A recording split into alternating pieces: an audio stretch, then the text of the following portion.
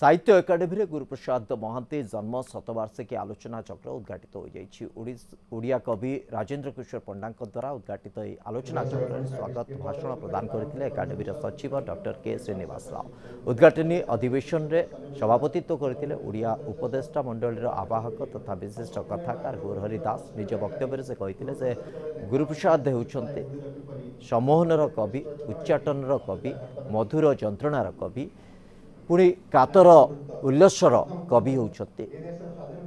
एसहित ए कार्यक्रम में बहु वरिष्ठ साहित्यिक सांबादिक प्रमुख जोग कवितार सची राउतराय परवर्ती जो काव्यधारा से धारार अन्यतम श्रेष्ठ कवि, सबुठु कम लेखिकी सबुठु चर्चित और सबुठु प्रभावशाली कवि भाव में गत दशक गत शताब्दी सबुठु प्रभावशाली कवि जे बहुत कम कविता लेखिकी 100 कविता संपूर्ण हम ना 100टी कविता लेखिकी आपन पूरा गोटे कवितार धारा तैयारी करिवार जो शक्ति सेटा गुरुबाबूंकर कवितार थिला।